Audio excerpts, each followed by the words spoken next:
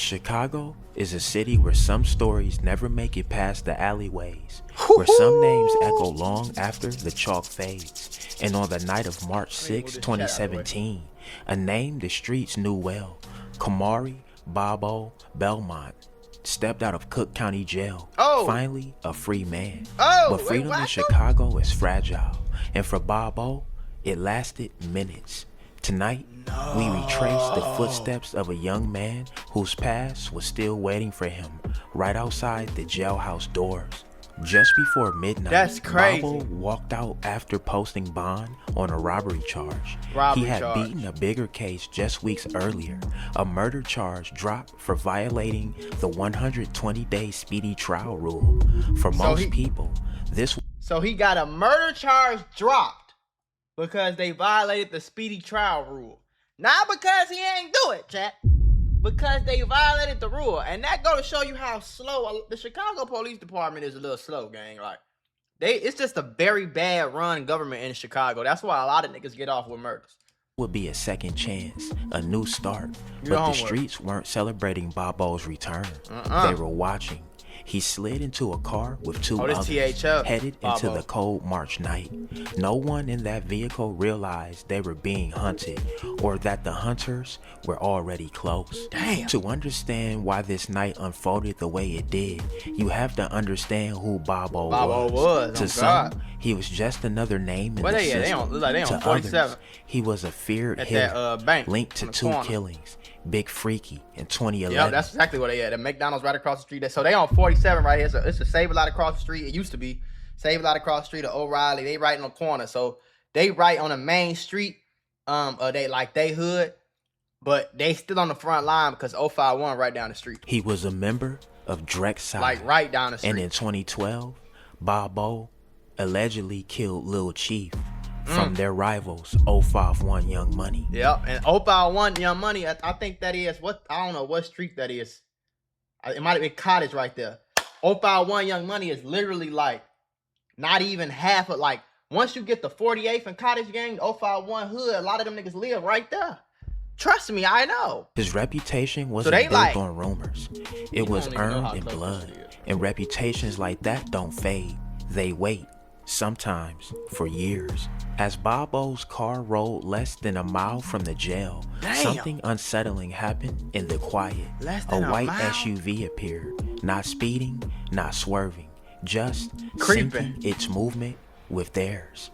Almost like it already knew where Bobo would be. Inside the SUV, police sources believe sat members of 051 Young Money. Probably. Old conflicts don't die in Chicago. They circle back, and this one had perfect timing.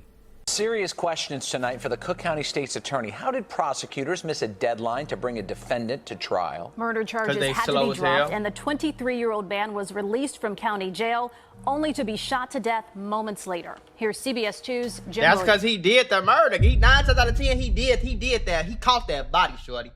But somebody, somewhere, somehow told his ops that he was getting out. And once they found out that information, they sent a blitz. Finish him. You feel me? You got to do your homework on the blitz. As Kamari Belmont sat in Cook County Jail charged with murder, the clock started running. We want accused people, we want victims, witnesses, everybody. We want them to have a speedy trial. Prosecutors had 120 days to bring Belmont to trial under the state's speedy trial statute. They didn't get it done and had to drop the murder charges. Michael Johnson was Belmont's attorney. What was your SUV? Minutes after Belmont posted bond Monday night and left county jail, someone in this SUV fired shots at the 23-year-old. They crashed the car? He didn't make it to the hospital. What was your reaction when you found out he had been shot to death? I was absolutely stunned and felt very bad for his family. We asked the media office for State's Attorney Kim Fox, who's been in office for months now. And this not the first or only story about somebody getting caught when they come out of the county. You know what I'm saying? I think the same thing happened to like one of them Mubu dudes, I think. Or like one of them niggas that was into it with no limit. current administration should assume some responsibility for the error.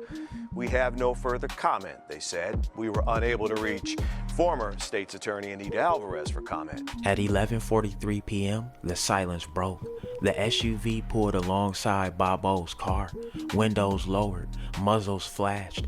What happened next took seconds, but felt orchestrated, methodical. Bobo was hit again and again. 19 shots. You ever had one of them days where everything seems to go wrong? I mean, you're just trying to grab a cup of coffee and BAM! You're tangled in a pile of boxes because the shelf was broken. And just like that, I realized sometimes accidents at work are more than just funny stories. They can actually change everything.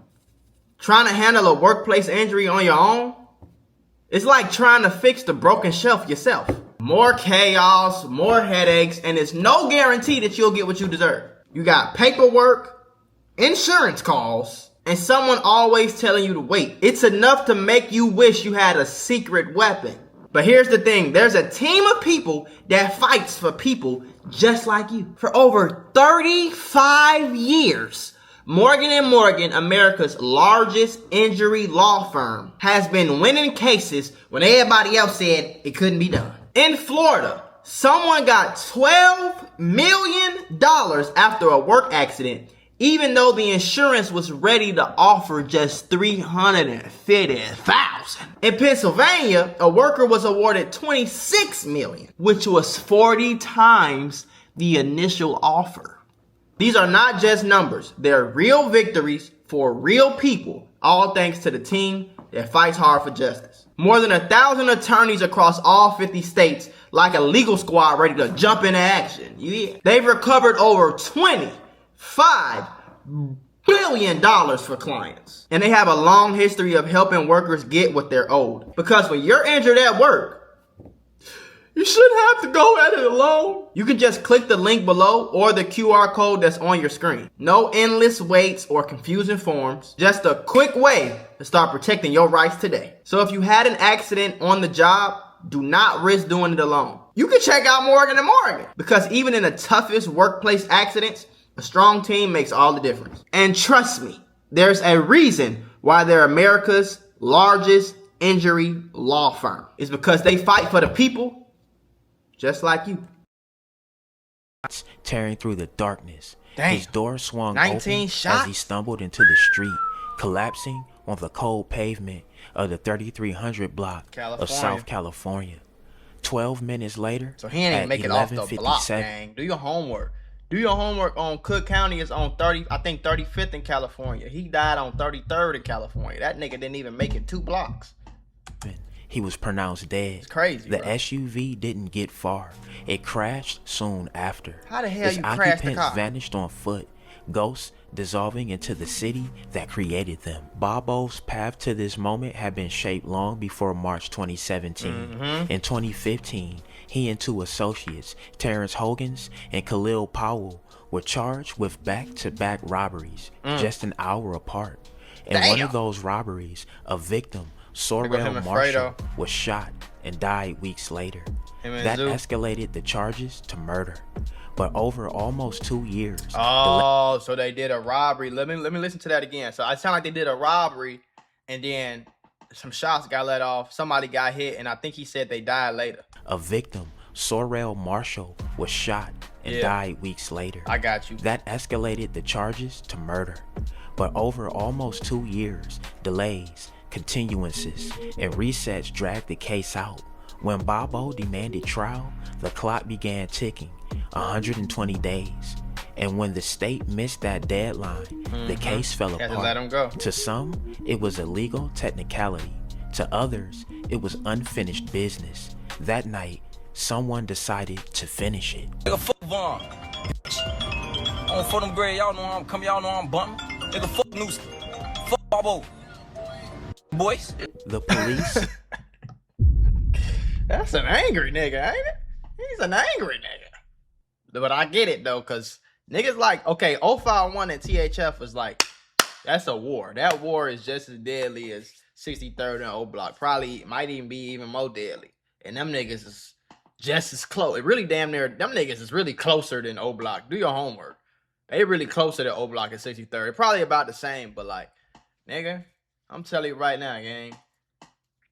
Them all this. See, this I know more about than anything on O Block because this shit was going down the street from my crib. Like THF and 051, like that shit was going down the street from my house, or I grew up my whole life. So it's like I know what's going on over there, type shit, and stay my ass over there. Suspected Young Money was behind the shooting. It probably was YM. An old rivalry, a fallen member, a score waiting to be settled, but no arrest, no public suspects, no clear confession. Just an SUV crashed into a night that refused to speak. See, the police ain't gonna solve murders like this in Chicago, because the police know that he killed somebody. And 9 times out of 10, they know that he probably got more bodies that they just can't get arrested for. So when he get killed in the streets, they like, oh, well, I guess they saw the case for us type shit. They don't even think about it. I'm telling you right now, gang. I promise. Did they follow him from the jail? Did someone tip them off? Somebody tipped them or off. Or had the plan been set long before the bond receipt was printed? Somebody tipped them off. Bobo stepped out thinking he beaten the system. But the streets have their own rules and their own clock. 051 Rose arrested. Yep. I told you it was 051. I knew it. They're the only ones that don't want THF a nigga dead like that. So this him getting arrested for the murder. That's crazy. I don't know who the fuck 051 Rose is, though. But it looked like they right there in Young Money shit. I think. Yeah, I'm pretty sure. They like on Young Money block. If I'm not mistaken, my homie used to live right there on the right side. Shit wrong. You pull him back up. I'm telling you to stop. Stop. I didn't do anything. Put your hands behind your back. I didn't do anything. Why he ain't running, nigga? If you gonna not get arrested, you better run, nigga. The fuck? He should have been took off. Crazy man. Go ahead, sir. You have to win. Black hair, black dress. Right there, right there. Yeah, it looked like they was on 051.